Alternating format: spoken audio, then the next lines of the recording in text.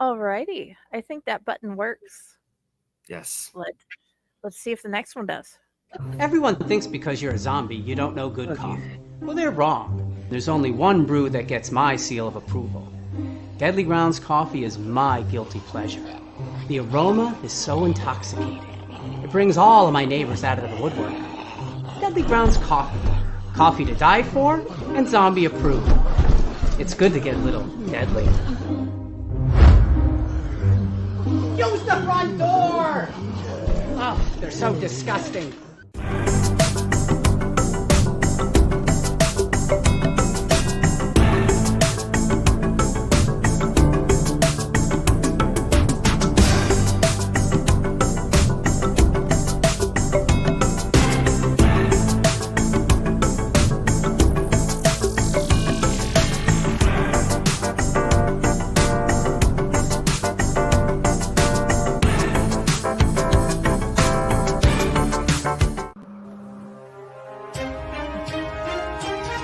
The Dorkening and all affiliated shows are not intended for anyone under the age of 18. The following may contain discussions or scenes that have adult situations, graphic violence, nudity, strong sexual content, and graphic language. This show is intended for mature audiences only. Viewer discretion is advised.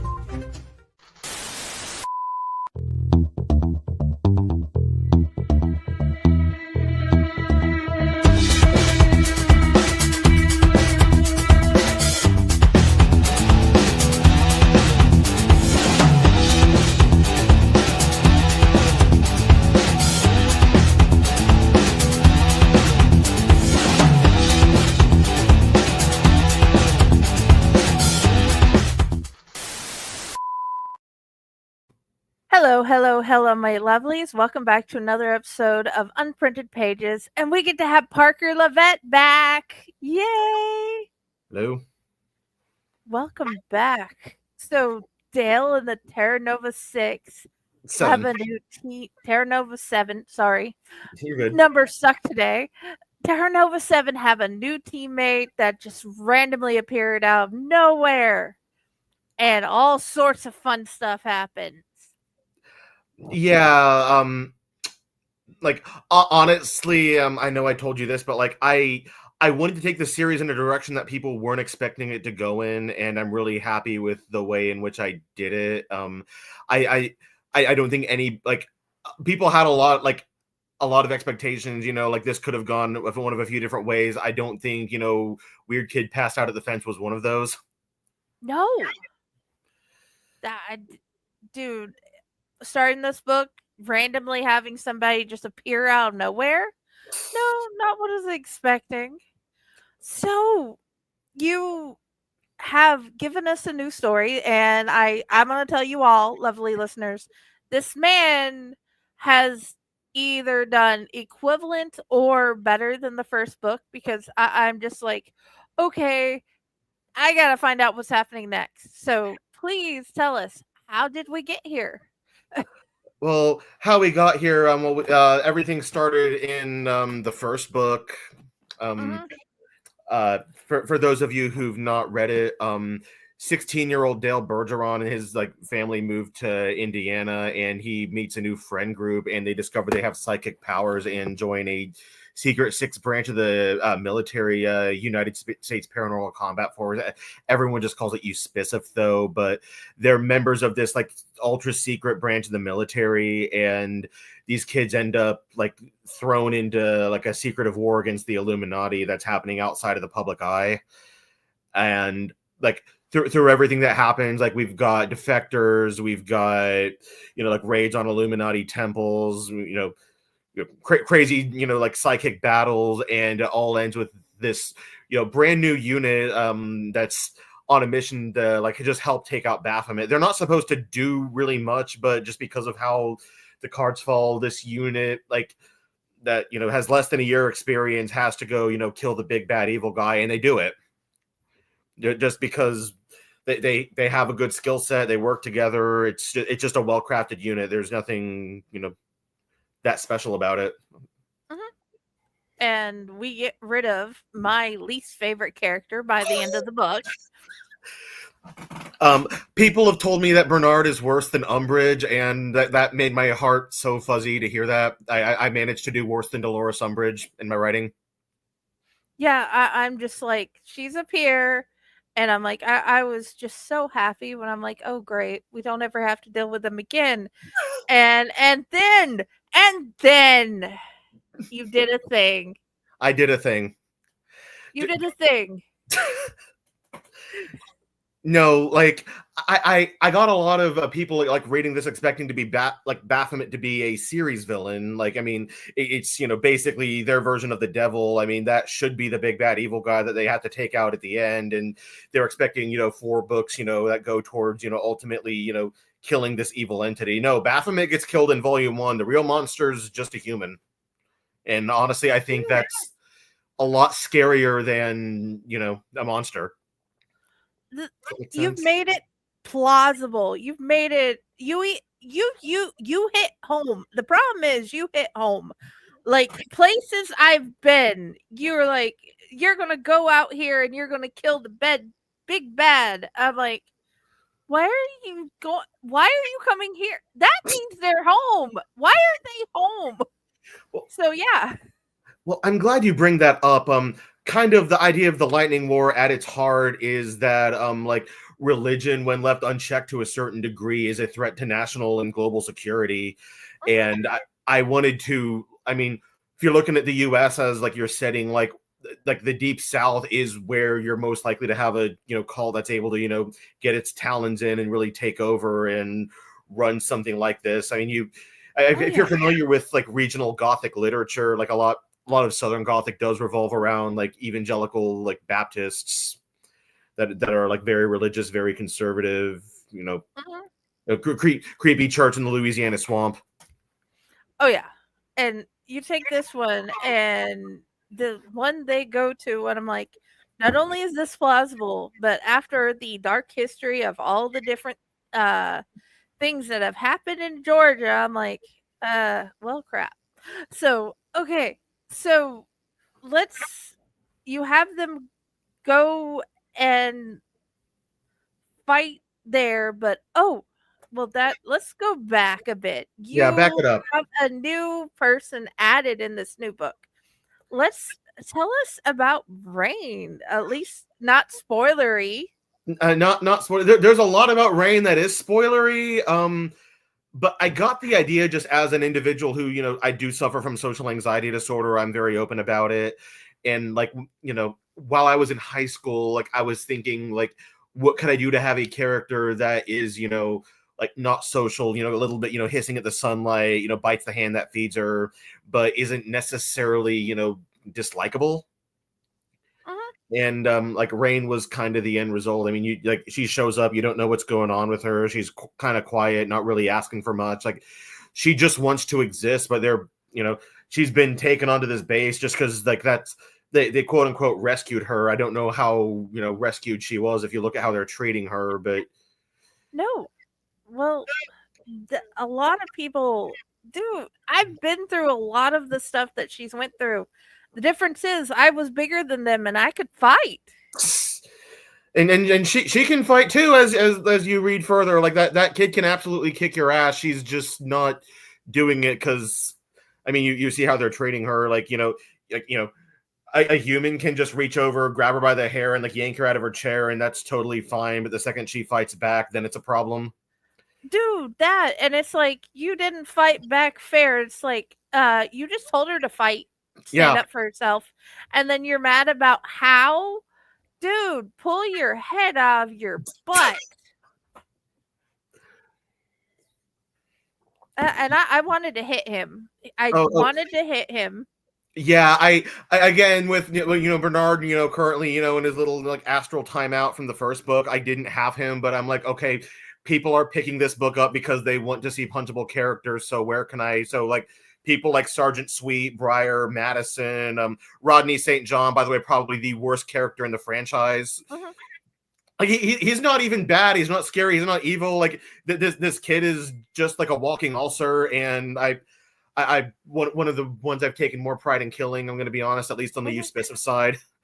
But like this base is full of awful people, and they see this, like tiny, young woman passed out outside the fence, and instead of, bringing her in and helping her warm up and stuff, they're just going to treat her like she's the enemy. Dude, yeah, and they treat her like the enemy. And okay, I do give you this. It makes sense that they don't know if she's good or bad. It does not make.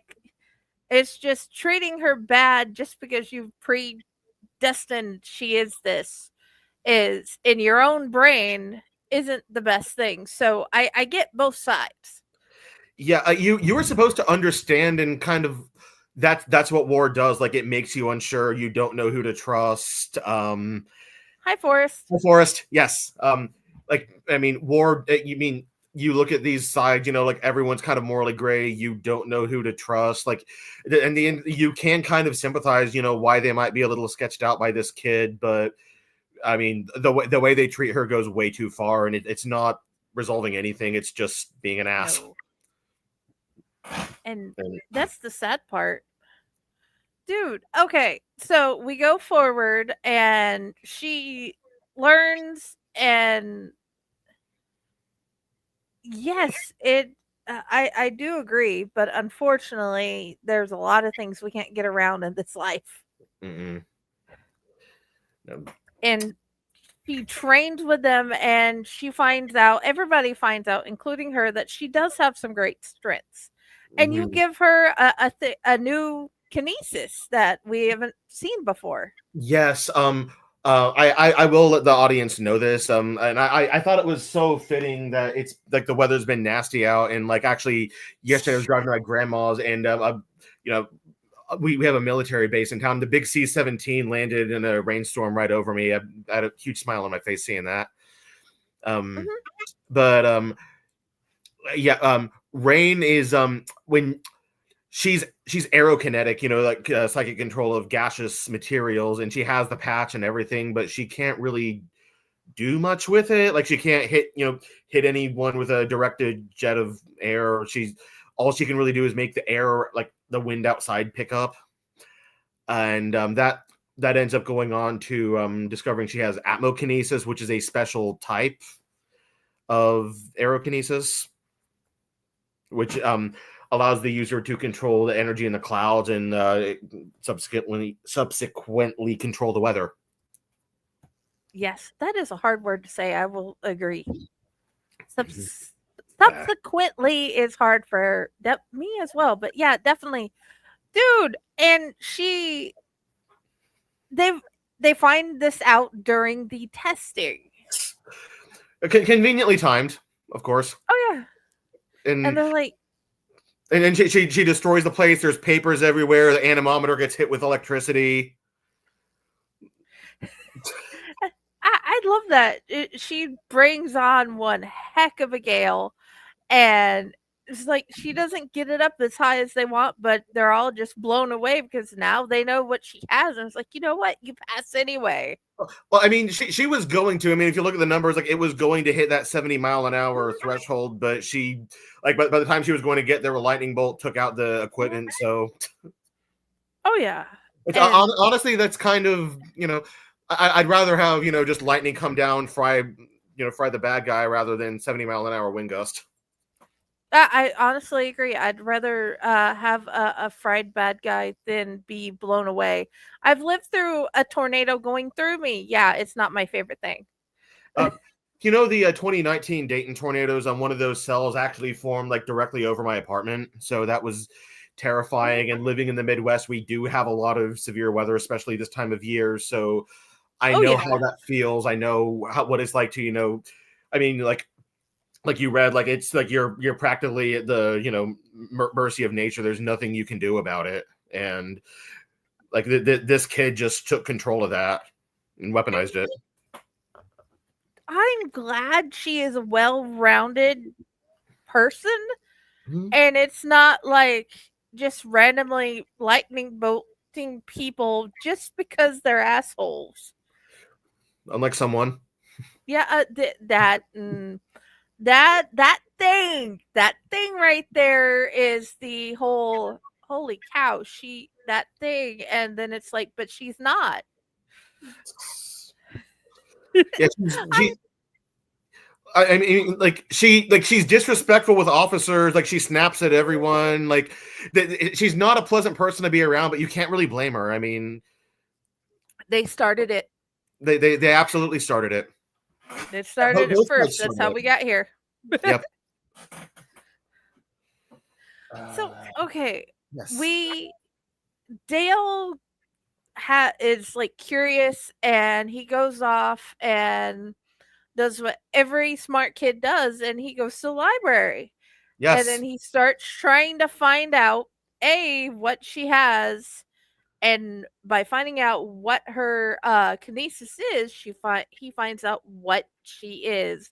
So here we find out you brought in a whole new race in the series. Yes. Yes. The Lightning War has its own fantasy race, and it's completely original. Oh yeah, I've not like seen this before. I've not seen it how you've made it. They're not dwarves. They're not hobbits. They're not elves. It's something completely unique to this universe. And I love how it's sort of, it feels like you went kind of demigod in it, but not exactly.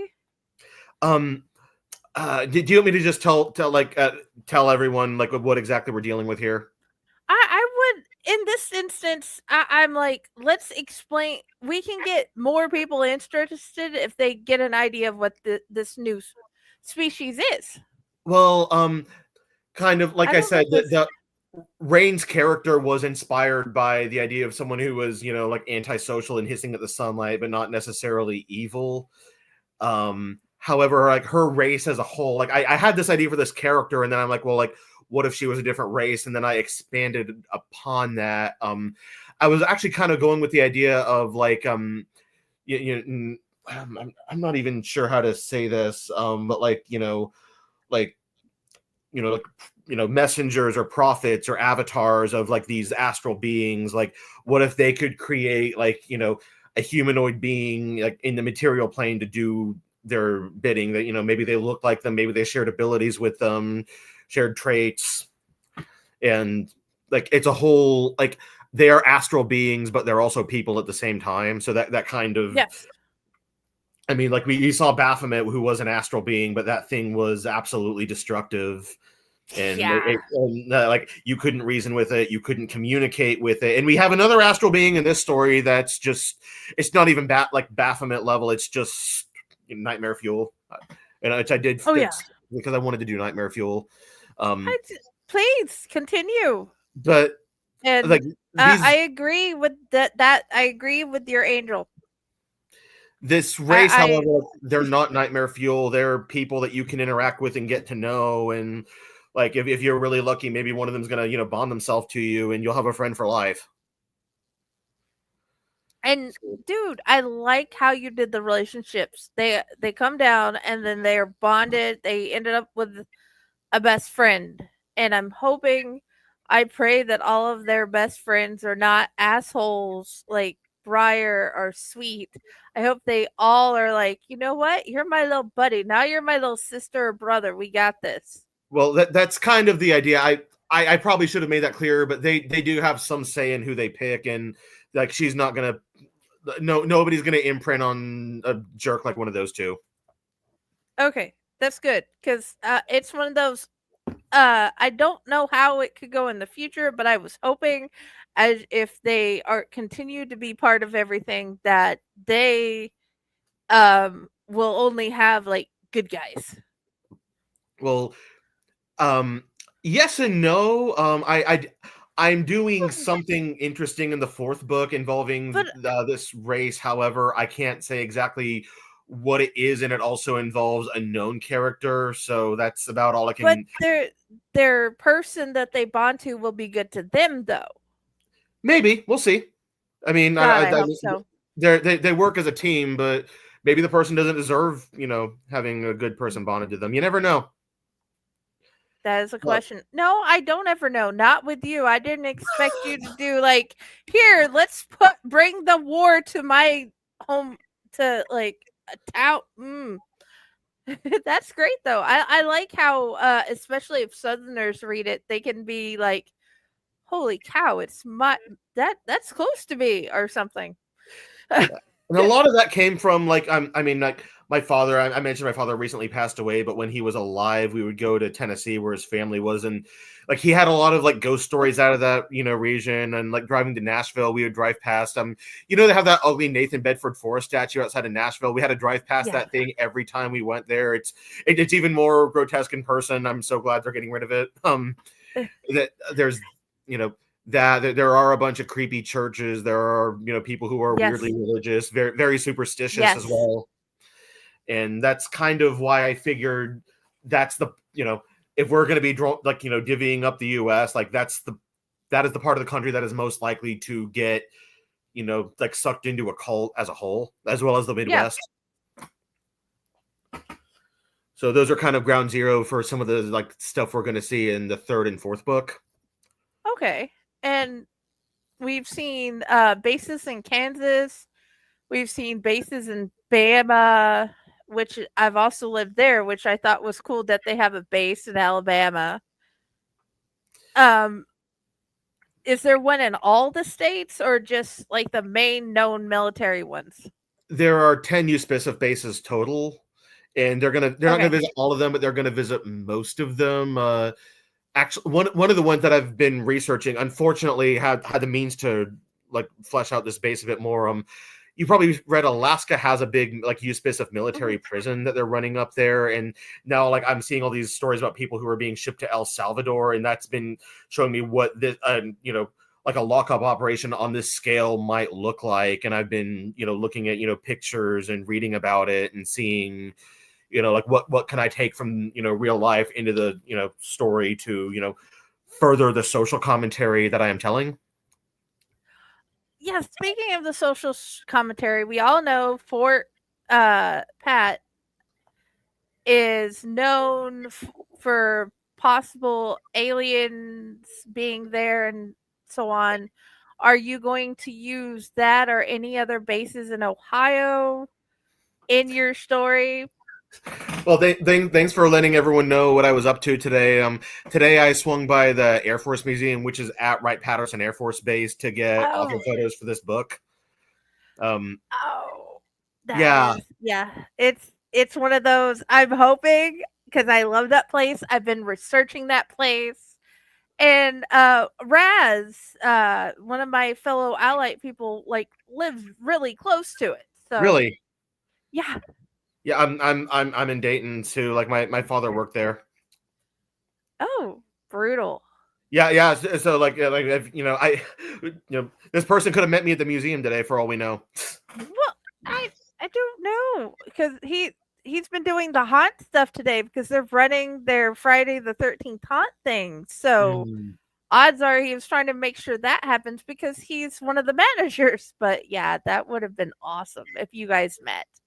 That would have been yes. Right, Pat does have a lot of folklore. It's not the same folklore that is prevalent in the Lightning War series, but it is the same, like ultra clandestine. We're up to something we maybe shouldn't be messing with. Don't talk about it. Oh, okay. And I didn't bring that up because you were there. Sorry, go ahead. I said I didn't bring it up because you were there. I brought it up because it is like one of my favorite things. Yes, I did talk to someone in college who claimed to have delivered a pizza to Hangar 18, but I've never met anyone who's actually like told me they've been there themselves. Although I'm not sure I haven't. I've just not met someone who has been there and would tell me. Understandable. Okay, I interrupted what you were saying, and I'm sorry, but I wanted to make sure it was just one of those. Yes, it would fit. Yeah, and we're talking about different USPCF bases. There are 10 around the country, and they all focus on like a different operation. They have a different specialty. They're all doing something different. Like Carolina, it's in the woods. They're all about wooded guerrilla combat. And then you go to Alabama and see their training exercises don't have any woods or anything. These people are just out in an open field, and it's old school formation, fife and drum. Mm-hmm. So that's a little bit different. And we have the prison up in Alaska. That's Volume 3, you're definitely going to see the Washington base, which is manufacturing, and you're possibly going to see either the Montana base or the Dakota base. I haven't decided if I'm going to show either. Okay. But one's like eclectic and bohemian, very, like psychic. It was the first USPCIF base. The other one focuses on Air Force ops. Mhm. So you'll get to see like psychic dogfighting and stuff. That is awesome. Like imagine, like you see the guy bang to the left and you can tell what they're about to do, so you can outplay them. Stuff like that. That's one of the things I enjoyed. They had 2 different formations, and then you could see how they're going at each other and how they're working. And I love the game you had them do, how you mix the game into the actual training. Yeah, a lot. It's implied that they're doing that at like the other bases too. That was just the one you saw, and that's the one people show up to because they, they're the VIPs. They want to watch the Squid Game play out. Mhm. I mean, to them, these troops aren't people; they're just a commodity, and they're. It's fun to watch them fight, and then you throw them back in their dirty spider dorm, and Yeah, that was rather mean, and it's I agree with them. It's not fair. it's not. No, I mean these people, like, they're showing up. Not all of them even want to fight in the first place, and they're just like keeping them around and training them for combat that they're never going to see for diplomatic reasons that have nothing to do with them. And okay, the very bad thing is, as bad as that is, it's like I do like it better than the other option. Yes, then you'll get to see the other option in the third book, and it's horrible. Dude, from just the idea of the implication from this book of what the other option is, I'm Yes. like, yeah. Yeah, the U.S. is keeping people, like, keeping this race in the U.S., and they're allowed to keep a certain few because Canada wants all of them, and it's implied that whatever is going on up in Canada is not something you want to be a part of. And you'll get to see exactly what Canada's doing in the third book, and it's like, it's the most horrifying thing I think I have planned to like write in the whole series. Because here's the thing, I know some Canadians are really wonderful, but also looking at the Geneva Convention and finding out how many of those were wrote in because of Canada. Yes, I mentioned in my last interview that you're going to see a country that I have a lot of respect for come into play, and we're going to be we're going to be seeing them, go to that country and seeing what it looks like, and I'm very excited to show my version of Canada in this story. It's hello, hi, and it's going to be just as beautiful as it is, terrifying. But like, if you think about it, this is a relatively progressive Western country with a like relatively strong economy for how many people live there, and they have a lot of empty space. So if anywhere in the Western world wants to run something under everyone's noses, that's the place to do it. I'm not going to disagree. And since we're here, this is the part of the episode where we stop and we tell you, please go check out Fractured Mind Publishing, because I can't tell which side it's would have down there at, and then I can't tell which way it's the right way to point at them. But anyway, please go check out Fractured Mind Publishing. Read all the things. We've got Raz, Dez, and Patty in it. And besides, all the other authors are amazing, including him. He's a great author. Now, back to talking about why Parker LaVitte is an awesome author. Thank you. I did kind of want to get into like the kind of third, like, let's I wouldn't even know if you divide this up into 2 or 3 acts, the story, but like definitely the latter half involving like Canada's attack on this base. I did want to get into that because there was a lot that goes on there, and one thing that's kind of important is the main antagonist for the story, because that's probably also something people weren't expecting me to do.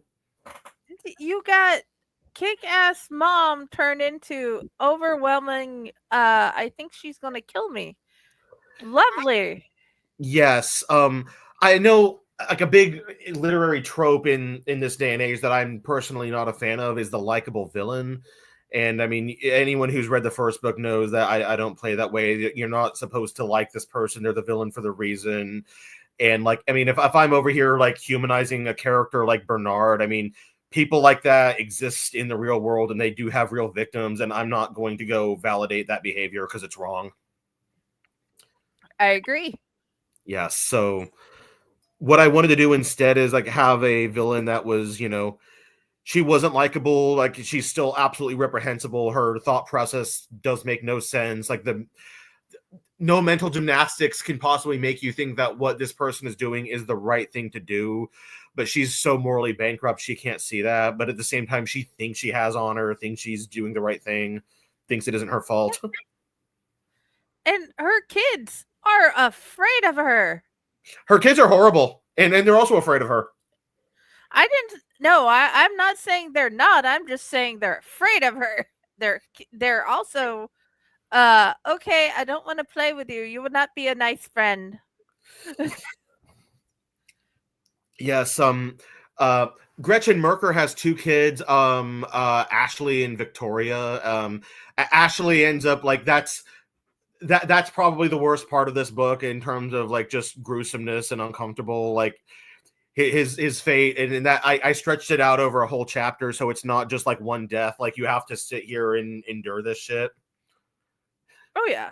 And dude, there's a lot you have to endure because oh my god, they come in and next year they're woke up and they come in, they wake up the base by bombing them. Let me rephrase how I'm putting this. And then they get after figuring out if who's okay, everybody's in the thing, they fight to get, and then they are expected to go and have a nice talk. It makes no sense. I mean, like they had the talk over Zoom. It didn't work out. So like honestly, the rational thing would have been to just attack the base right then and there. But she does it and then tries to, like play the Uno reverse card and be like, see, I'm not so scary. You can talk to me. And then you see like, while she might not have a stance on Rain herself, like the kids and their friends definitely do. Mm-hmm. And like they're, like telling Dale he's like coddling up to the lab project and stuff. The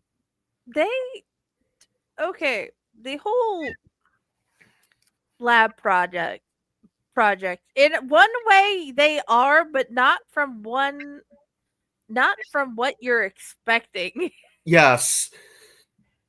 No, they're basically keeping them at a summer camp that doesn't end and making them play capture the flag and just sending them back to a dirty dorm.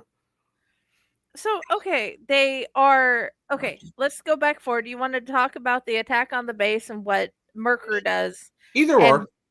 Yeah, I'm just like... My brain is like they're a lab project, but they're not. They're like I said, the demigod. Okay, so, yeah. Sorry, I was thinking about the real, actual what they are. But, okay, that... and I wanted to... Let's do the Merker thing and the whole Kitsune Ubuntu. I am pronouncing it wrong. Utsurobune, I think it's pronounced. I'm not sure. Okay, yes. Please. But yes, going back to the attack on the base, they shell the base. They're blowing up their cabins. They force them into the lodge. For those of you who haven't read the first book, the base is basically a giant ring of cabins, and in the middle there's a big log cabin that... Like it's like a big ski lodge resort where all the administrative buildings are. It's kind of like a student union almost. Like if you've been into a nursing home and you notice the nurse's desk is at the middle of the nursing home, and then you have the different hallways going out. Could be it's also a way to explain. Yeah, so it's a big building that does a lot of things. There's like basically everything you need on base is going to be in this building. Like that's where the library is. It's where the pool is. It's where Colonel Harrison's office is. And everybody now has to, dogpile in this base and, throw their crap on the ground and, like camp out indoors almost while they they're under siege. And Mhm. unfortunately, I got the idea for how that might look when I was on the high school swim team. I remember my mom said like people just go like set up blankets in their bags and like all their stuff, and my mom said it looked like a refugee camp indoors. So that Dude, was, and you put that in the book for what Dale's mom says. yes. Yeah, Dale's mom is not a good person either. No, dude, how she sees him comparing him to her brother, and I'm like, what the? He has shown nothing. Why? I mean, he's a bit of a loser. He's not doing much, but he's not like he's not out like getting arrested or anything. And she treats him like he is. Yeah, and it makes no sense. I don't like the mom. I've been doing everything in my power not to be that mom. If you don't like the mom, you're gonna like the third book. Okay. I'm Okay. looking forward to the third book. I'm looking forward to having it in my grubby fingers. Yeah, the second book should be coming soon. I'm still editing it. I basically got back from the Netherlands, and I sit down and I see like a day ago, like Patty sends me, "Here's your edits. You're like it's good. We're going live on July 4th." I'm like, okay, I guess I know what I'm doing now. Dude, it is the perfect day to put it out considering what type of book it is. It is. It absolutely is. So back to what we were saying. Sorry, I keep getting off track. I know we're good at off track. We're neurodivergent, and it's like, yes. dude, the last time you came on, you had this wonderful purple fidget toy, and I'm like, I want one of those. Yes.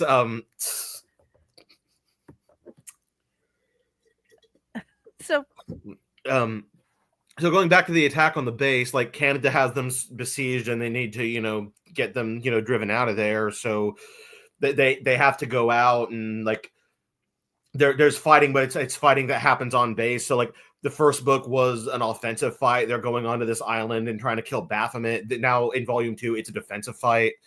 Like they're the ones being raided, they're the ones being besieged, and they have to fight defensively. And you see that the officer that is orchestrating the other side of the fighting like is very morally gray, and you can't really tell what she's going to do or how she's going to justify it. And I think that's what makes it bit more scary than like Surrender or Die. oh yeah, because she's doing normal military techniques in a wartime. She's cutting off supplies. She has them holed up in one place, and she has them surrounded. And she has these wonderful set of things, this wonderful set of things to help keep them back. And I'm like, dude, half tracks? I haven't even thought about half tracks for like ever. Because the last things I was looking up was ships. Yeah, the reason the half tracks work to like transport the flash freeze is because like their base is muddy. There are no paved roads, so they're going to need to move around somehow. But it also needs to be maneuverable enough to get the flash freeze to where it needs to be. And that also brings into this weapon. Canada has a special chemical weapon called flash freeze that can be hydrokinetically thrown at whatever you're trying to shoot it at, and it can easily be frozen cryokinetically. It has a very high freeze point and also is very flammable, so it can be pyrokinetically set on fire. And that weapon is used to kill off one of the more lovely characters in the book in epic fashion. I think you know what I'm talking about. That was horrifying. Yes, I love it. I'm like sitting here and I'm looking at it, and then I reread it to make sure what I thought I read, and I'm like, dude, wow. Yeah, I couldn't happen to a nicer guy too, and I wanted to do that death, but I didn't want to do it to a likable character, just because I'm like this is a little over the top. It's a little cartoony, but I got to do it. Yes, it was over the top, but it was beautiful. Oh, And I know I say that, and I'm like, it's horrifying, but it's beautiful. It's like he definitely deserved. But anyway, as we continue. Yes. If we want to get this off track, just have Kiki guest star on the next episode. I'm sorry, that was mean. I would have a no. You're not getting this. One of my favorite questions is to ask authors if they could have coffee or a meal with any character, what would they do? Which character would it be? Hi, now, and Mike, we love you and we miss you, but we have to, and I need to get you on the show for an interview. But back to this. Okay, you have new characters in this book. Would it still be the same master as last time? I would still want to go for coffee or like a beer with Harrison or something. However, like there are characters I introduced that I would like to take out, just maybe do something different with them. I mean, like I think Mason and I would really vibe. He's a cool dude. I think people are really gonna like him. Oh yeah. Yeah, Mason is Alina's new boyfriend, by the way. She does upgrade, although that wasn't hard to do. Yeah, dude, it's very easy to upgrade from that. It's just But yeah, okay. What how about after how he dies? What forward? After who dies? Yes. After the Rodney death, yes. Yes. Like they end up they have to go take back a bridge, which is a pretty standard military, assignment. Those bridges are a bottleneck. If you don't have that bridge, you can't get anything in. Like everything has to kind of bottleneck to that because you can't just build a bridge around every, crossing of the creek. And they have to go do that. And you actually see some of Merker's guys shoot one of the Euspicific medics, which if you know anything about like Geneva Convention war rules, that is a big no-no. So Yep. you're not allowed to kill their medics. And also one named character that people did get to know in the first book does die a pretty awful death. And I made sure to do it by means of fluorokinesis because I know people weren't expecting that ability to be used for anything too gruesome. And I think you know exactly what I'm talking about, and it was horrifying. The problem is I watch anime. And I don't know if you what you've watched anime wise. What they can do with Flora is okay. So previous boyfriend was trash. Yes, no, dude, you got to read this book. He not only was trash, he was evil. The ways they can hurt people with plants is like wow. Yeah, like pine cones. That specific death was inspired by the punji traps used in Vietnam. If you've read about that, like so, some of the stuff they did there with plants was absolutely horrifying, and it makes like when you add in like a magical like plant control element, you can do a lot with that. Oh yeah, dude, I'm just glad you brought it in. There's so many kinesises that I'm like, I didn't even know that kinesis was. Yes, Poison Ivy from Batman. I didn't even know some of these existed. I found a list of like different like forms of telekinesis online, and I looked at it. Like some like I picked my favorite ones and the ones that I felt like represented the diverse magic system and worked. But some of the other ones in there were completely insane. Like one of them was lactokinesis, and it's like psychic control of milk. Okay, it's a thing. Yes. Well, there's a thing called blood bending, so why not? Oh yeah. I guess in theory it is possible for a hydrokinetic to kill someone with milk. I should give Dale like one of his little milk cart and just let him have that at next book. Dude, it's like the whole ability to have the metal or the hydro being able to mess with the blood. Yeah, I didn't want to do bloodbending just because Avatar did that so well. I'm like, okay, that's going to be their thing. However, I did have a fantasy race only ability called Saga Kinesis and an earlier like draft of it that was basically the same thing. Yeah, seeds can cause explosion. Yeah, yes, no, absolutely. That's where I got the idea for the pine cone bombs. Yes, I was trying to remember Kurama and I couldn't remember it for the life of me. Oh no, out of wine. That does suck. But I came bearing lots of tea. Yeah, don't worry, I got more Kool-Aid out there. That works. Just Um, make sure you didn't add anything to it.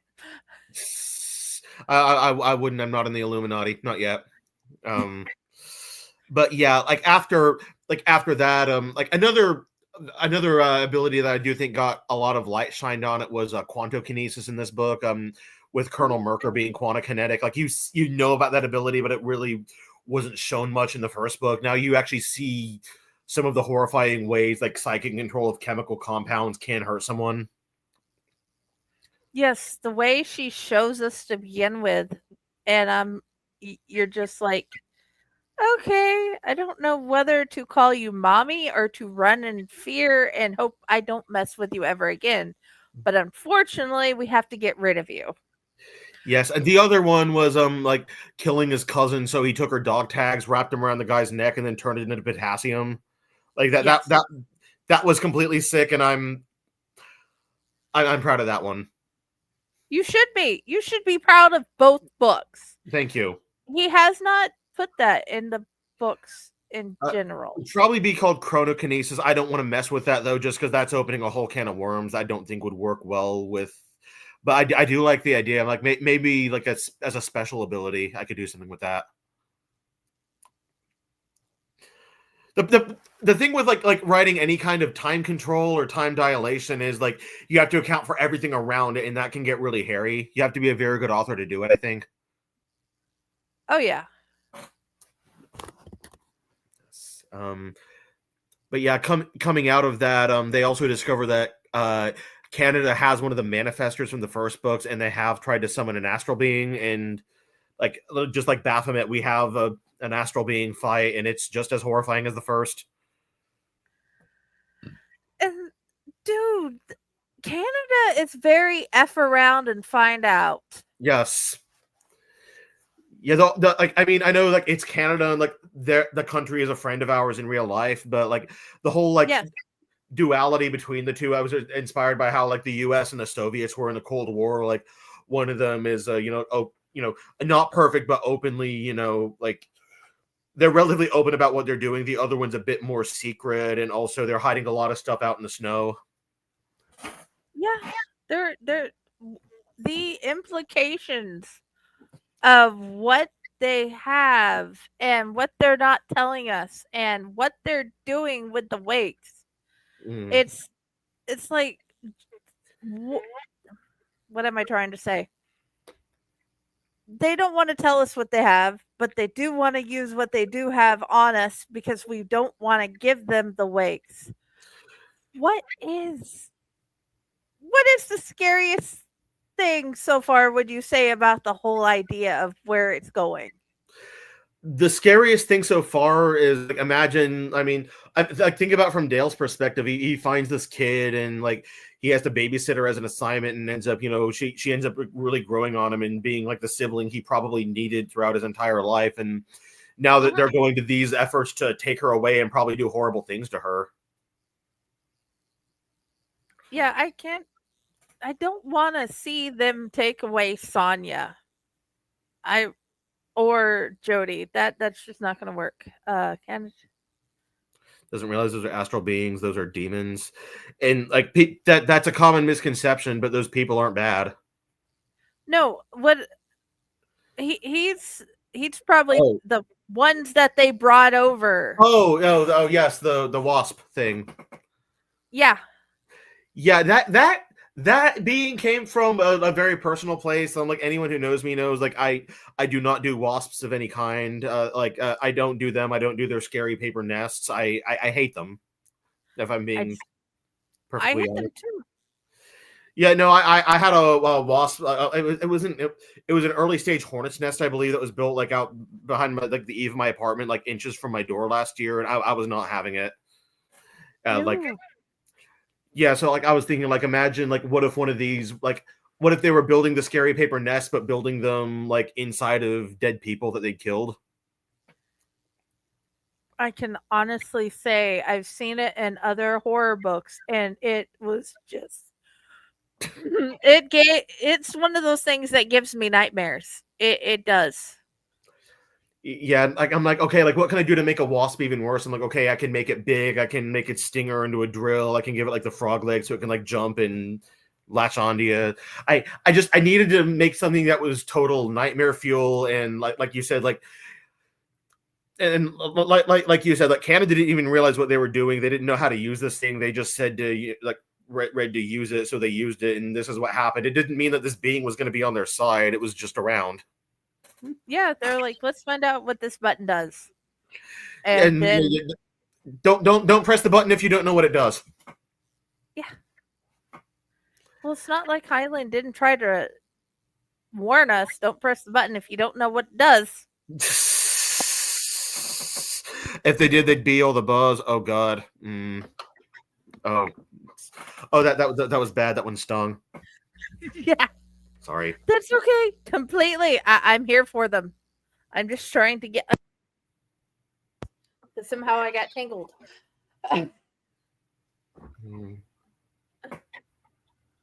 Okay. What? Reading in Two Towers, the way the book describes the absolute devastation of the ants brings to Isengard. Like most people wouldn't suspect of capable of causing harm, but only because normal trees do it imperceptibly slowly.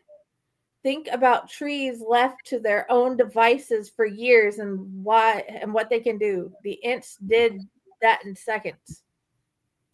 Yeah, that's valid. I mean, plants can do a lot of harm. They grow into things. Their roots can break things apart. But like the typically we don't view it as a threat because it happens so slowly. But if psychic abilities are involved, you can just psychically load that plant with whatever energy it needs to speed that growth up. Sorry, you can do a lot of damage.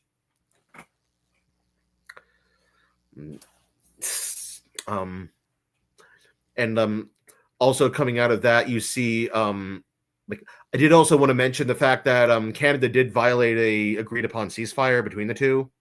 Yes. I think that was to be talked about because, like, I mean, like Harrison and Merker agreed to put their toys away for a night, and because they're both quote unquote rational adults and they should be able to play nicely. And like you see some of that, but then you see like Merker send some of her guys in after Rain to take her out, and and they both agreed that they weren't going to do that. So like, why is someone who seems rational going to break the rules and play this way? And then she admits I didn't want any more loss of life. I mean, like that's morally complex. Does that make it right to go back on that? I mean, because she had a point. Like if they kept fighting over it, more people were going to die.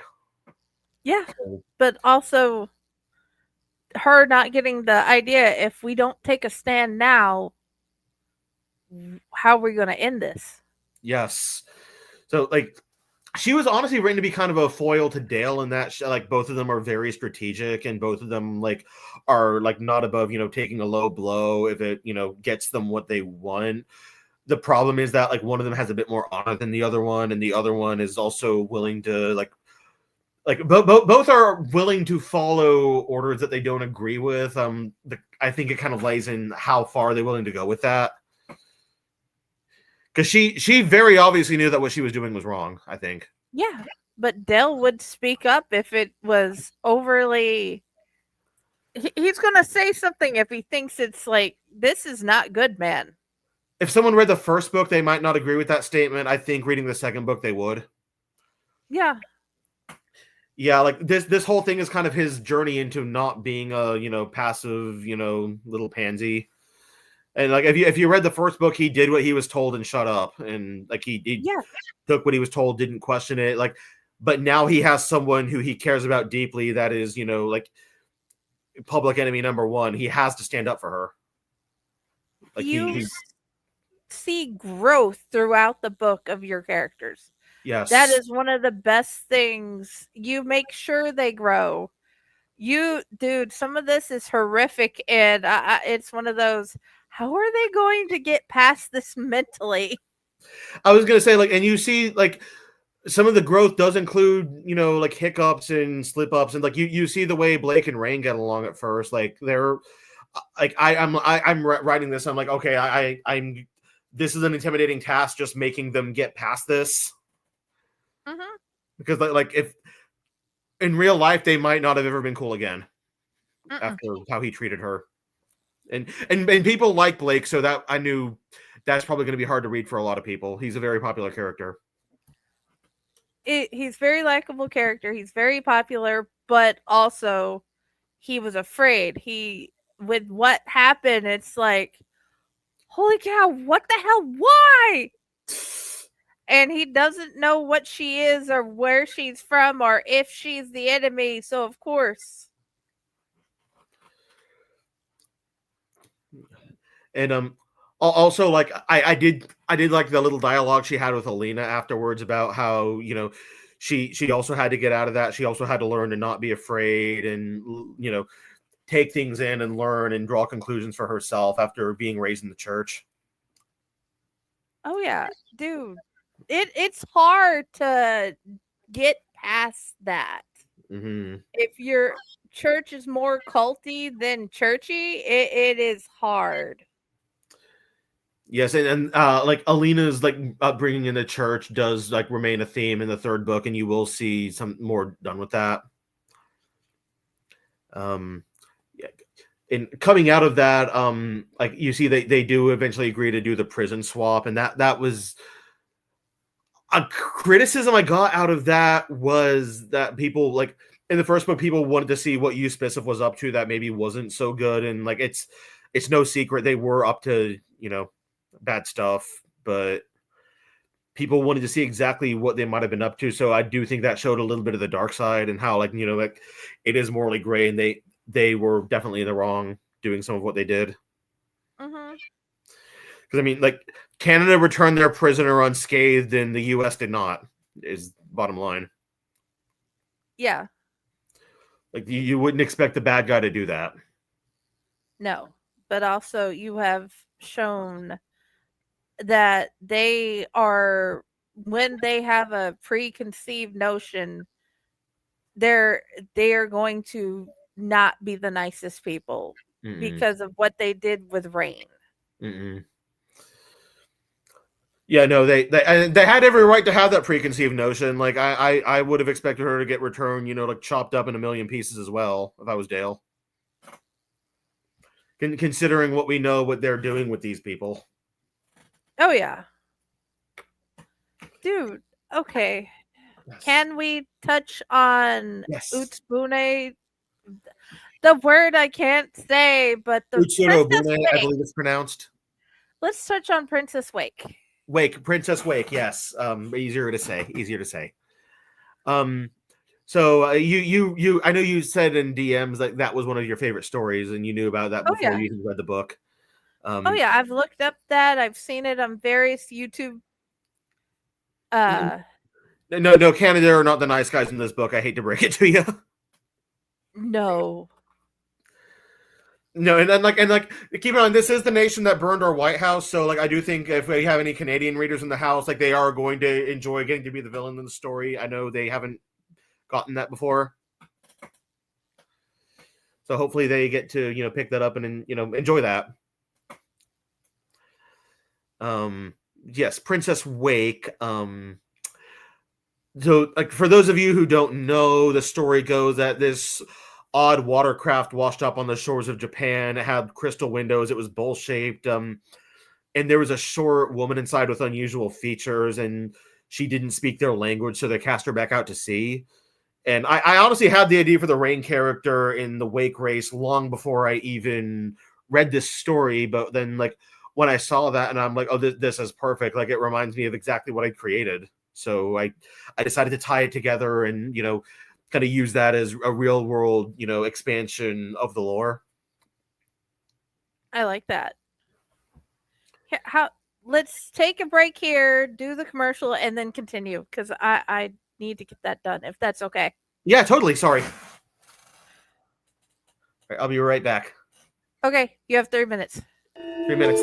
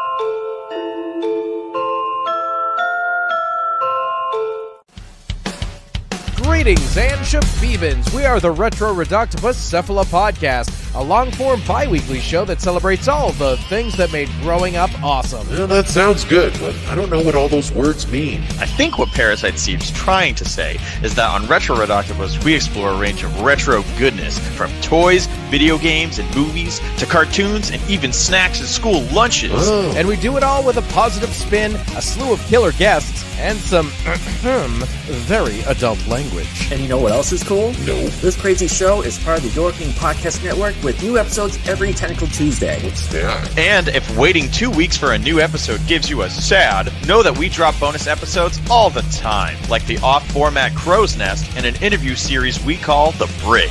You can listen to Retro Reductopus on Apple Podcasts, Spotify, Stitcher, or any app that's cool enough to carry the only show that celebrates all the things that make growing up awesome.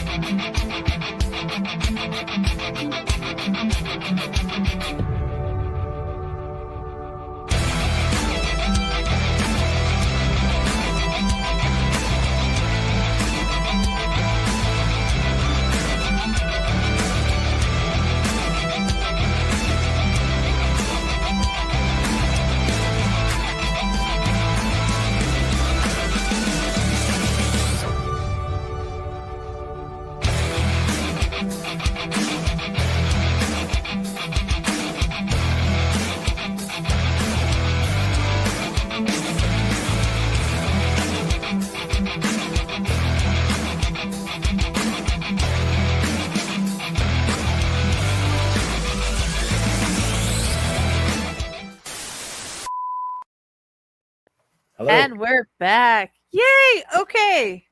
Princess Wake.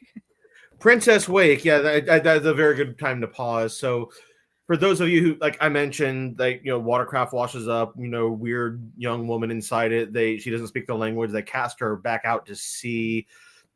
And it wasn't the basis for what I came up with initially, but it's something I figured I could, anchor it in and tie it to a story that did exist in real life. Maybe give people something they could liken it to, rather than just something totally original. I have not seen that. I've not seen that either. Sounds a little Final Destination in a way. That you're killing off people it considers threats. Yeah. I'm drinking the purple Kool-Aid again, by the way, because cult. Why not? Okay. So, and it's in a mason jar, even better. Yeah, a mason jar, yes. I didn't even think about that. But yes, these again, the major spoilers ahead here. So if you're going to read the book, why don't you, go to the bathroom or something? But if Rain is awake, which is my fantasy race, they're short-statured individuals that appear to not have a specific age. They could be anywhere between 12, 20. Ever go out in public and see someone and you can't tell how old they are? Yeah. It's a little bit like that. And they sometimes have unusual features. I mean, Rain's gray hair, like Eshkavor has more clay tinged skin. Barcelo's hair is more like a seaweed color almost, just not totally out there, but a little outside what we might consider normal and natural for humans.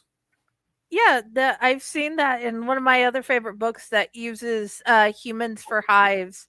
One of the main characters looks like she's 11, but she is 22.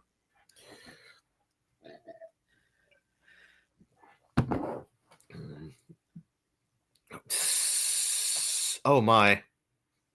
One guy started his lawnmower and laid down in its path. Fun. Okay. Mm. We've definitely got to see this later. But Yeah, anyway. I have something similar, but with a snowblower in a later book. You'll get to see that. The thing is with these people is that in human psychics, their chakras are vestigial. Their psychic abilities come from a network of solenoids that run down their spine. They're neurological, and a lot of the synaptic connections are severed. They're not really, it's not a part of the body we really use anymore. However, for some people, they still can get some use out of it. With Awake, they're completely intact. Like, none of the synaptic connections are broken. They work completely, and they have very strong psychic abilities that humans can't necessarily attain. Such as Rain's atmokinesis. And I noticed that their physical, what they look like, physical appearance differs from each one we see. Mm-hmm. And a lot of that comes from the fact that I wanted them to have like, I ever see those like cosplay arts, like they'll take like a non-human character and like dress up as it in like human clothes. Like, think like I was inspired by that a little bit almost, but with like astral beings. I mean, like you see like Barcelo's creator was like a wraith thing that was covered in seaweed. He has seaweed colored hair. That I like how it's all connected to the creator. Mm-hmm. And the thing that you do with each of them, how each one has a calling, but they don't have to follow the calling. They don't, and again, astral like morals are so different from ours that they might have been asked to do something completely stupid because the creator thought it was important. Like the coffee. It's a callback to the first book, even. Exactly. I mean, you don't have to follow it. You can just do you can do your own thing. I mean, it might, like, the temptation might be harder for some than others, but like there was a girl, like, she was put here for the sole purpose of using her hydrokinesis to spill an officer's coffee. And it's like, do the creators, characters even understand humans at all? They don't. Yeah. Except for one of them that I'm not saying. He has a very big understanding, and it's like, wow. But that calls back to the thing that I'm not telling any of you. You have to go find out the thing. Yeah, I know what you're talking about. Sounds like some divine forces playing a long game. Okay, yeah, that is true, but like, imagine some shitty, like, that divine force is just a shitty teenager cussing at his video game, honestly, but is secretly controlling the world. Pardon my French. It's an 18 and older show. The cussing is not what got me. It's the sentence itself. I'm like, it tracks. It fits so well. It tracks. And that some people have asked, are we part of God's save file that he forgot about? Yeah, I know. Like, imagine if, like, your god had like a ton of issues and needed a ton of therapy. That's basically the Lightning War universe, and was a danger to society. It fits. I did I mention I love your brain? Oh, thank you. I've been told it's fun inside my head. It probably drives you absolutely insane. It does. No, I hate having to wake up and go to work when I want to write, you know? Ooh, but okay. Yeah. Hold on. Okay, my friend is in. Sorry. He wanted to make sure he had the link. Oh, okay, cool. I don't know what his name is, if he said anything. He hasn't said anything. I'll let you know if he does. Hi, Drew. By the way, you can comment. Hi, we don't bite. Drew, comment, ask a question. Now's the time to ask the nice questions. See if anything got said on TikTok. I don't think it did because I posted it way too late, but I did also take questions about the series on TikTok. I am in the process of moving. Nope. I have not posted everywhere, but I do plan on going back and making TikToks of all 3 interviews later. Yes. But yeah, sorry. I know we keep getting off topic. Dude, the Owl Light Network, they expect us to get off topic and then wander back at some point. Okay. I just I don't want to annoy the hell out of everyone just a little bit, They keep coming back, so I'm grateful. They know this by now that Okay. we are neurodivergent and we like to go, ooh, look at the person that just blew over the coffee. Yeah, yes, look at the person who just blew over the coffee. And that was her whole purpose of being here, was just to spill that guy's coffee once. I know, I thought it was hilarious. And it's once. It's like, what? Is it like people are being sent here? I mean, like, yeah, you think they have like a predetermined mission, but the predetermined mission is coming from some alien that doesn't understand anything we're doing, and like they could just be spilling someone's coffee and getting about their day, and then they're treating them like a national security threat. I agree. We don't have any rails. We're not like pile and drive the train.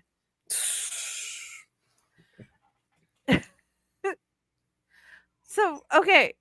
So we have wakes that entire purposes are predetermined by some godlike being that, and then none of them make sense. And you said in the future there might be some that are bad guys, and There might be some wakes that are bad guys. There might have been some that were, not following good astral beings and might have done something horrible. okay. I mean, you met Major Casano, right?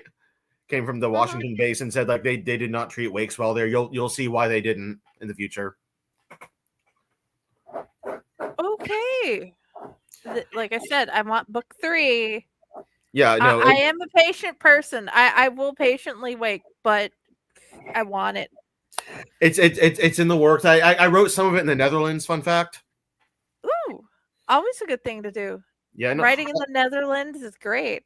yeah, actually, and also some of volume 2, which you just read, was some of this book was written in Sweden, and also when I visited the place where Mark Twain wrote Tom Sawyer, I pulled out my phone, pulled up Docs, and just typed one sentence into Spawn of a Storm. So some of this book was written where Tom Sawyer was written. That's kind of cool. That is cool. I love that. Shout out to Keely, by the way. Thank you. Yes. That was her. Dude, yes, earlier she did say, I don't know if you saw the part where saw. she said she's proud I of you. saw in the, Okay. I saw in the past. I'm like, I texted her back on commercial. Okay, good. Like I said, your angel loves you. He does. Okay, we've covered a lot of things. What is the one thing you want your readers to take out of this book? The one thing I want my readers to take out of this book is to understand that the world we live in isn't black and white. It is morally gray. And like, yes, be guarded. Yes, look out for yourself. Yes, watch your back. But also don't take that to the point where you're going to, take someone like Rain and treat her the way she was treated. And because I mean, that kid went through so much to save people who didn't deserve it. Yes. And like think about like what that person might do and what they might do for you if the roles were reversed, if it ever came to it. Yeah. And that, to have some of these people, you have bullied them and bullied them and bullied them, and then you end up in a situation where you're going to get hurt, and then they turn around and they help you, and then you still go back to being a jerk. Yeah, I didn't want to go the whole Rudolph the Red-Nosed Reindeer route with this. Like, I didn't want her to, wake up and be like, oh, it's okay. I forgive all of you. I love all of y'all now. You're my family. Like, no, like she's not going to, like, she might walk away from that, but it was an act of self-preservation, not trying to defend any of those people because she had no reason to. I like it. And she finds out about the new boyfriend, and she's like, are you still going to hold him accountable for what he did to me? Are you talking about Ezra? Yeah. Ezra's a they them, just a heads up. They them. Okay. Them. Okay. Yeah. I needed to make that the least awful of the four, because if it was someone like Briar or Madison, Kiki would not have gone along with them, would not have connected. It needed to be someone that was kind of along for the ride, like thrown in a situation maybe that they didn't agree with. And then they progressively get better, and they treat her so much better than Bernard did. And I'm glad, even though the beginning was bumpy, that she's getting a better relationship. She deserves a better relationship. Wait, I'm sorry. Are you talking about Kiki's new partner or Alina's new partner? Because both of them end up with someone in this book. Dude, the whole the relationships in general. Alina. Yeah.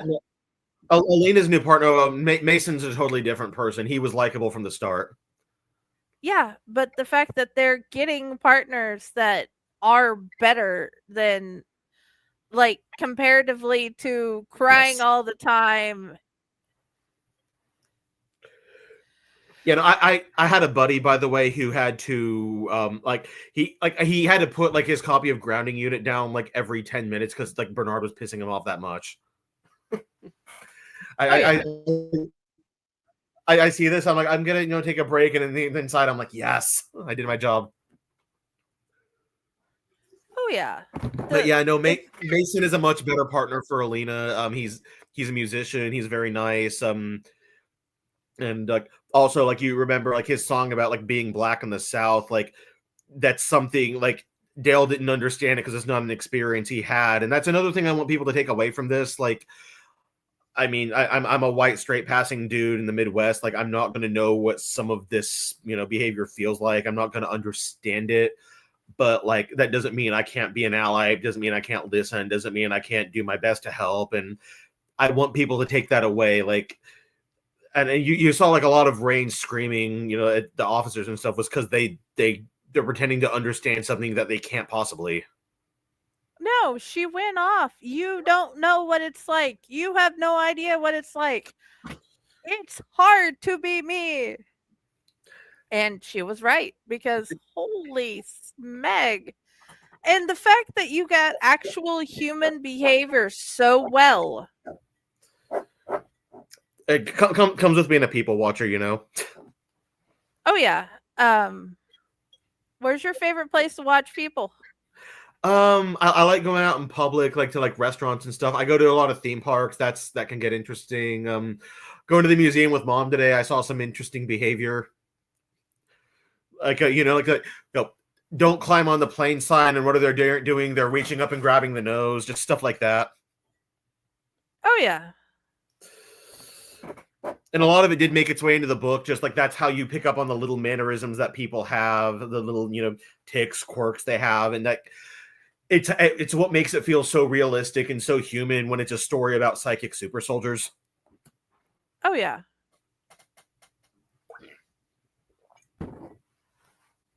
Dude. Mm-hmm.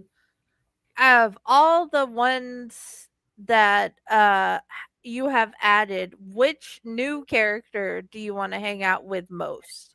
Probably Mason. Like I feel like he'd be interesting to talk to. He has some life experiences that I don't, and also like I've typically vibed very well with musicians in the past, so and I'm like trying to think anyone else. This might be kind of an odd answer, and like hear me out. Like I might also say Colonel Merker as another one, just because I want to sit down and pick her brain, because that's a very complex character. Oh yeah, dude. The difference between the whole mindfulness, kombucha, the yoga, the Pilates, the whatever, and then she just and writing her like eventual like decline into insanity as like like stuff happened to her kids was one of the more fun parts of this book. Taking the nice yoga mom that could be reasoned with and just having her go nuts. Oh yeah, it's you. And then okay, the one mission that they go on, the whole almond mom thing of be careful, you might get blood on your brethren. So glad you brought that up. That was an Easter egg for like some like just stupidity and theme park Okay. groups that I do to mess with people. But Good night, Mike. Sleep well. We take love care. you. But like I was thinking, I have talked to people who went to like church camp and stuff, and they've they'll. I mean, we saw it a little bit in the first book too. Remember, they had to do the like pro Baphomet version of the Hokey Pokey. Yeah. And this was kind of a step up from that. It's like, holy cow. And then you have a pageant. Wow. Yeah, they do a play that basically like recaps the events of Volume 1, which it served two purposes. Like, number one, Rain gets to see what happened more or less firsthand, and like it brings her up to speed on what happened in the first book. But also it shows just how insane these people are, having them dress up as like Baphomet and Bernard and super soldiers and pretending to kill each other on stage, and then like Let Us Pray. And it's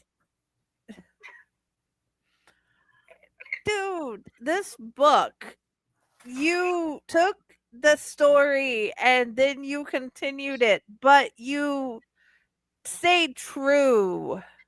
It wasn't just a crappy sequel that was made to be a sequel. It was a continuance that took you to a new level. And it is definitely a great book. yeah, all of them are going to have like a different feel. Somewhat. This was a little bit more darker, a little bit more mysterious than the first one, and like that's going to be a Spawn of a Storm thing. The next one's going to be a bit more shoot 'em up, bit more angry, bit more violence. Counter Strike is the working title for that one. Lots of Okay. revenge. I mean, I'm they're definitely hitting curious. Canada back for what they did to them in this book, so it makes sense. Excuse the yawning. It has nothing to do with this because I'm not bored. I'm just tired. It's been a very long day. No, you're good. You're good. But yeah, okay. I'm trying to figure out what else. Something else I wanted to kind of touch on, and it Yes. doesn't really add much to the plot, but it shows some, and like some of it was honestly just kind of funny. Dale also discovers he has a new ability, as you saw.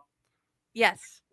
And he can, like, if she's sleeping near someone, he can possibly enter their dream psychically. Commando Cat, yes. I don't even know where Commando Cat came from. I just came up with the stupidest thing I could, and like I'm gonna be honest, that is something Blake would have dreamt about regardless. So, dude, I don't want that ability.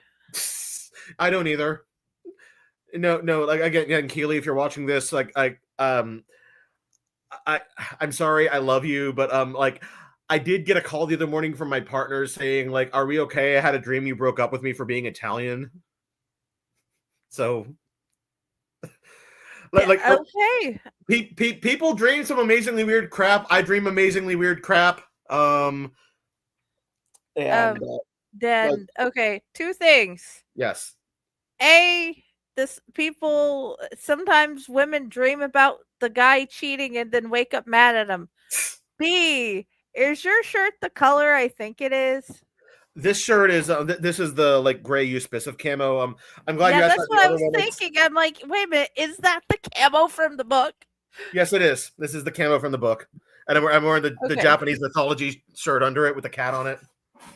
That is awesome. I love the cat. Yeah, I brought you up so everybody could see. Yes. Yeah, but no, like this is the same camo from the book. Okay, that is awesome. So this is what Euspicific super soldiers would wear into battle. I mean, they do a lot of their fighting at night, so it would make sense. Oh yeah, and they blend in very well. And dude, this whole, I don't want to go fight in a swamp. No, that's not fun. No, like I remember the World War I unit in school. Like they talked about how they'd have to like fight in like 12 inches of water all the time because those trenches would just accumulate so much water and they'd get like trench foot and stuff. And I'm like, this is horrible. I'm so doing it. Oh yeah, it's painful. Yeah. Something else I know Dale like picked up from his power. He managed to enter one of Alina's dreams. Mm-hmm. And I have had people like ask me, like what is going on with Dale and Alina? Like, does she like him? I would gather from that, yes. But it felt like that was the most uncomfortable, grossest thing he ever did. Dale's ace is hell, so it's probably going to be. Because the idea of kissing from that scene forward, everybody gets the idea.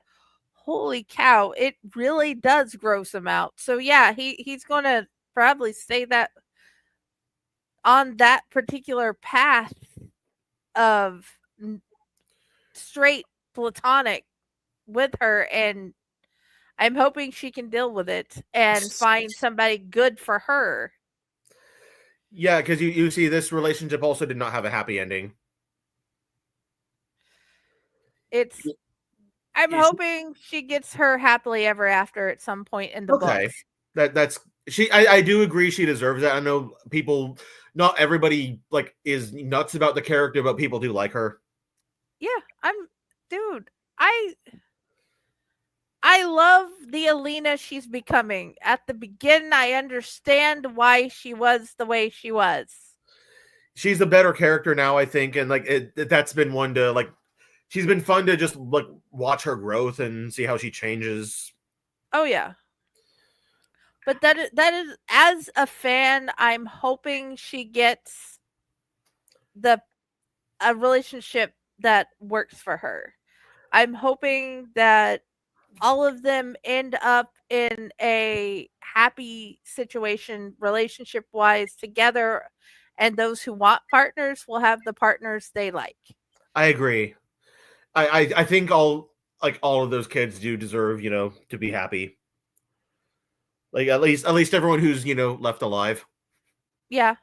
You know what? I have purposely been not thinking about you going through and just killing team members off because I don't want to like take away from what you may do in the future, because the way I think and the way you think, you can come up with some interesting deaths. That's one of the cool things about both having the psychic abilities as the magic system and the fact that they've also like rendered guns useless, because now they have to come up with more creative ways to do it, but it's still war violence at the end of the day. Oh yeah, there's a whole lot of violence. It's a war series. I expect violence. I didn't mean to ask you, like, what death probably traumatized you the most, if I may ask? Okay. To be honest, either the part where she's gurgling on her blood and dying. Okay. Or the so far being frozen and shattered. Okay. That makes sense. Because both of them, I am a CNA. I don't want to die like my grandfather, who died gurgling on his own blood. Oh, I'm sorry. Do you see why I'm like, I'm a CNA? I get the whole entire idea of what happened. And then I'm like, and then it's like, well, that is how he died. But it's like, holy cow. So, yeah. Like, okay. I'm trying to keep the death. I mean, the means might be a little like out there and like, fantastical, but at the end of the day, like gurgling on your blood or, taking, a projectile to the chest, like people do die that way. And I'm trying to, kind of, come full circle and at the end of the day, show how someone might die in combat anyway, even though it's through. It makes sense. It is a combat series. That's why I asked you, one of the first questions I asked you and Blaine Daigle about the whole how would you rate your book and would you add the trigger warnings? I feel like if you're picking up anything that's clearly a war novel, you're expecting something bad, so that's why I didn't. Yeah, I know, but it's one of those. It was a good question asked before the Yes. show to ask both of you guys, so I just made sure it was one of the ones that was asked because he's horror, and that man, yes, also he gave me nightmares. You just brought up one. You brought one back that I thought I had got past. No, I just re-had it. So yeah. So I hope that counts. No, it does. I had to look up so much like gory stuff for this book. Like you have no idea how many pictures of like lightning burns I've looked at, and they're horrifying if you've ever seen one. I mean, you're a CNA, I'm sure you have.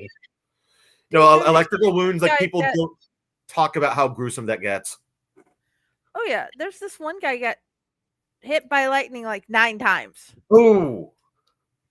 In his entire life, 9 times, and he still lived. That's horrible. Yeah, it's insane. So yeah, it can get pretty brutal. But also this other book by 4-book series by Charlaine Harris, she gave the antagonist. She got hit by lightning and she developed a new power. Okay. I mean, kind of like what happened to Kiki almost. Dude, yeah, because her power, she was able to sense the dead, be able to find the dead, and find out how they died. Oh wow, that's cool. That was. I'm not sure what type of kinesis that would be considered, but definitely that would be perceptive.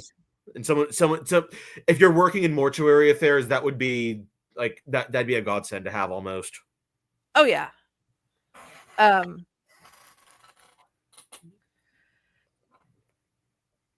Ice Cold Grave is the name of one of them. So definitely Ice Cold Grave by Charlaine Harris. There's 3 other books, but that's the only one I can remember because that's the one I've read most.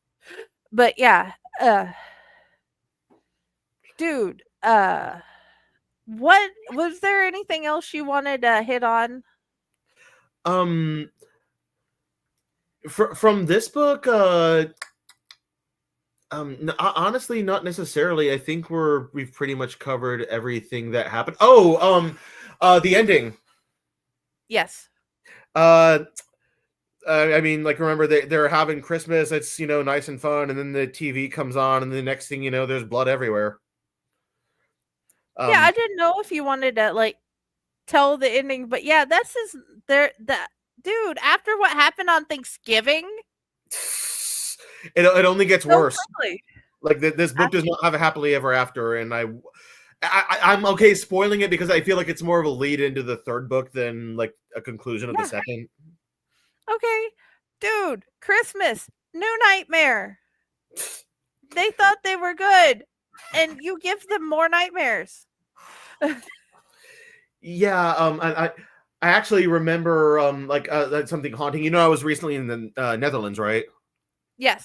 And we went to the Anne Frank house, and we remember like they were talking about Kristallnacht, which happened in Nazi Germany, and they it means night of broken glass, and they said that one of the reasons they picked that term was actually to minimize what happened and talk about how it's just a bunch of broken glass when in reality like people were killed. Yes. So I wanted to kind of like show how like the extent of those hate crimes can really go, and not just the like narrative that history has fed us, and actually like show like when you attack a church, you attack it while it's full, and you attack it while there are innocent people inside. And even if that means like sweet old lady in a Christmas sweater gets her brains blown out on the air. Okay, Charlaine Harris, the author of that book I was just telling you about, yeah, she agrees. She did that in one of her books. Okay. Yeah, it needs to be like you need to not mince words, because like that's how like if you chalk a hate crime up to a property crime, you're not going to get your message across. This is actually showing like we hate anyone who does not follow our religion, even if they don't know our religion. Yeah, she did. You both did very well. You and her showing what racism is how bad it can get and how far it can go. I wouldn't even call it racism. Like it obviously is about racism, and it is a form of it, but just because I've never experienced racism, I couldn't really, like portray it accurately. So a lot of it looks more like the xenophobia that myself and my family have faced, just as first generation Americans. It fits xenophobia. It does in a form. They are a different race, a different type of human that came from somewhere different. Yeah, so therefore they're getting just because they didn't do what the one person the one did, they all get the flack. But in hers, I think a lot of hers was, this is what we should not be. And there's a lot in this book where I'm like, we don't need to be these type of humans. We don't. We should have, like, the whole time I was writing this, I was just like sad. I'm like, I expect so much better from some of these characters. Yeah. Blake in particular, like I was disappointed in him writing what I wrote. But he's going to get better as he gets forward. He's not going to let it stand anymore. He's a likable character, but like nobody's perfect. No, at least moving forward, I would expect him to not let a lot of what happened continue to stand. Mm-hmm. Yeah, I know he clearly understands why it's wrong. And I do look forward to showing him, like take that and moving forward from it, but not just like brushing it under the rug, but like actually showing him grow. I want to see that. I definitely want to see the rest of the series. Yeah. One thing I can tell the readers about the third book as well is it's the first half of it is actually a road trip series. They're going from the Carolina base up to the Washington base to hit Vancouver back, like as retaliation for what happened in the second book. So they have to drive across war-torn America, like in, towns that are occupied by the Illuminati, and see how they're living and, who they can free, who they can help. Dude. Yes. This is going to be interesting. And it's not anything from the previous two books, and that's one of the best things. It's not like some remakes or the second movie where it's like felt like it was the same as the first with just new characters. It's a continuation of the story. It's a different chapter. Different things are happening. People are at different points in their character development. This is going to be fun. I can't wait. One fight I'm very excited for in that one. I used to work at Walmart on the night shift, and like while I was writing this book, I was just like looking around Walmart, thinking like, okay, like there's propane in that tank. A pyrokinetic can use that, or there's veggies out in the produce area. A fluorokinetic can use that. Like everything in Walmart, like, these people can weaponize into something very deadly and very horrifying. So. Yeah. I'm very excited to write that and just let everyone play with their toys and go completely ballistic with everything in the store. The milk can definitely come in that. Milk, yes. Oh my God. I can't spoil this. I do have a fluorokinetic that tear gases a bunch of Freemasons with onions, and they open the cooler door, and like all of them have like blood running down their face and stuff. This is going to be fun. I can't wait. No, it was fun. I enjoyed it. Dude, okay. I enjoy writing deaths, like regardless, but especially when it's a Freemason. I love killing those people. I swear. Yes, the way you kill them, but also the way you kill the general way that happens is amazing. I mean, like, no, people pick up these books, and like every death that you see, like, I don't think anybody had it on their bingo card, No, none of these were on my bingo card. I wasn't expecting one of my favorite stories to end up as lore. I didn't even know you liked this story, so that's really cool. Oh, I don't. dude, there's so many other things like that. I'm interested to see if you're gonna get from the random things I watch on YouTube. What you can bring in. Um, one thing I was talking to my partner about this last night. Bohemian Grove features very heavily in the fourth book. So if you've Yes. read any of the lore going on there, like you'll see exactly what's going on in this universe and like what they're up to there. Okay. That shall be fun. Yep. And it's an owl, so it's perfect for this. Oh yeah, we need owls. All the owls are good. Yes. All the time. Exactly. Yes. Okay. So Guys, I do have links above and below. Where do you want to be found though? Where do you want people to come see you, talk to you, ask questions? I have a Facebook channel that hasn't gotten much traction. I also have a TikTok that's gotten a bit more. There's a lot of cool stuff on the TikTok. I'll post like excerpts to like pictures and music there. There's also a really cool video of me talking about this live stream that was in front of the Memphis Bell. Like the not a reproduction, the real Memphis Bell is behind me in this video. It's really cool. So if you have any questions, ask there. I'm always down to talk about this series. And obviously, just go to the books to read. We drop on July 4th, so it's the perfect time to pick up a war story. Oh yeah, and definitely go back and read book 1. Definitely. No, there's this one. I don't have an author copy of the second one because I'm actually still editing it, but it will be out soon. We have cover art out that is available, but this is the first one, and you can go pick it up. And I know, like you said, it is a big book, but it reads very quickly. So, dude, it's the book is kind of thick, but once you get started, as long as you can deal with how much you want to kill Bernard, it's one of those that it's before you know it, you're like 300 pages in, and you're like, why? What do you mean it's time to go to bed? I have a video of my buddy reading the grounding unit. He's in my. I'm making dinner. He's in my living room, reading this book, and I got his reaction to Bernard's.